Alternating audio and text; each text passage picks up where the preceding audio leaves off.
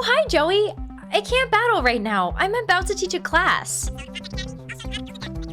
Wait, top percentage? We have to settle this right now. I'll find a substitute teacher.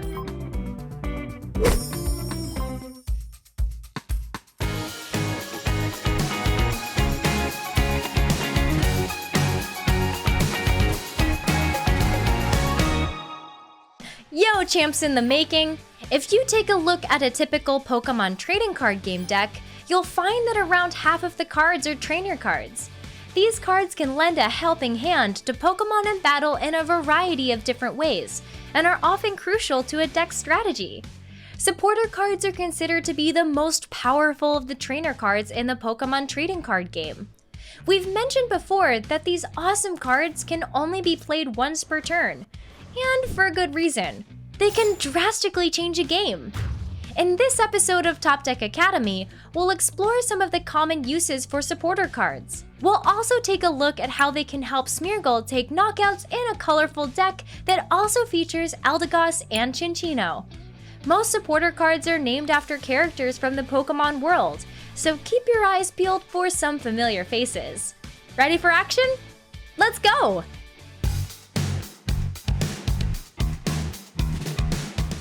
Supporter cards that draw cards from the deck play a role in almost every Pokemon trading card game battle. You will often hear these cards be called draw supporters. The more cards you have in hand, the more resources you have to work with, so you can understand why draw supporters are very popular.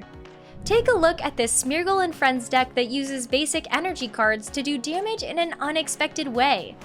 The strategy is to use Eldegoss's Cotton Lift ability and Chinchino's Make Do ability to fill the hand with as many different types of basic energy cards as possible. Then take a knockout with Smeargle's Live Painting attack. If we want to quickly get all of these Pokemon into play, and all of the basic energy into the hand, then we are going to need to draw loads of cards. To achieve this, we have included 4 copies of the ever-popular Professor's Research, a supporter card that enables you to discard your hand and draw 7 new cards.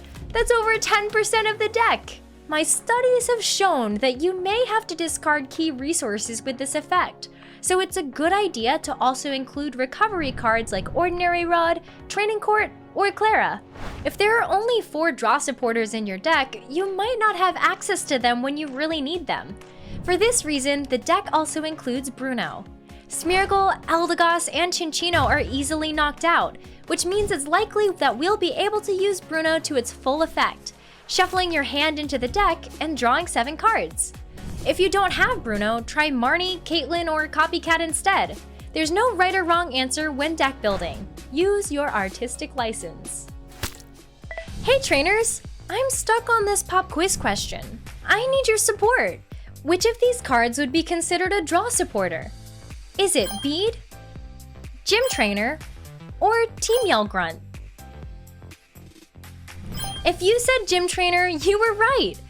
Looks like you're ready to take on the Gym Challenge.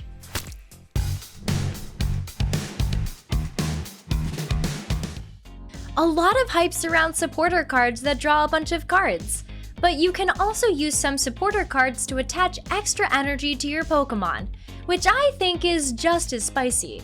Remember, one of the rules of the Pokemon trading card game is that you can only attach 1 energy card from your hand to your Pokemon each turn.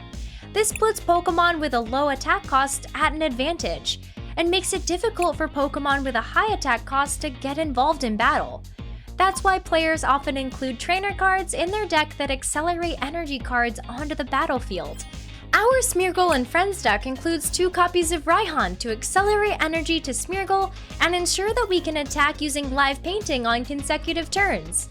This is important because we want to keep up with or pull ahead in the prize race, which is already challenging since our deck is built with Pokemon that don't have much HP and are easily knocked out. As a bonus, Raihan also enables us to search the deck for any card, like a special energy. Luckily, Smeargle is compatible with Twin Energy, so the deck is not totally reliant on energy acceleration to be able to keep up with the opposition. This is why there are only 2 copies of Raihan in the deck instead of 4. If you don't have access to Raihan, then the Bead supporter card is a great alternative.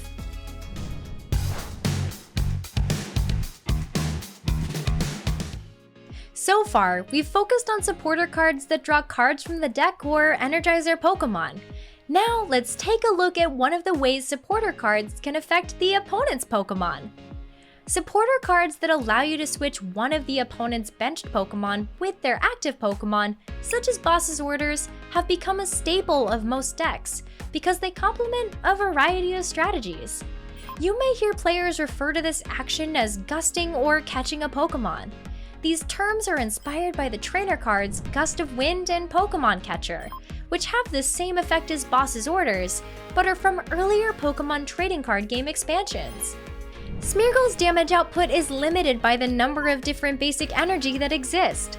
This means that a one-hit knockout on Pokemon with a huge number of hit points, like a Pokemon VMAX, is out of reach. Most players will try to deny a two-hit knockout on their Pokemon by retreating to the bench. By using Boss's Orders, you can gust a damaged Pokemon into the active spot to put the finishing touches on a knockout. If you don't want to listen to the boss, you could include Pokemon Catcher or Toy Catcher instead. Thanks for tuning in to this episode of Top Deck Academy. I've had so much fun exploring how supporter cards can be used to champion a deck strategy.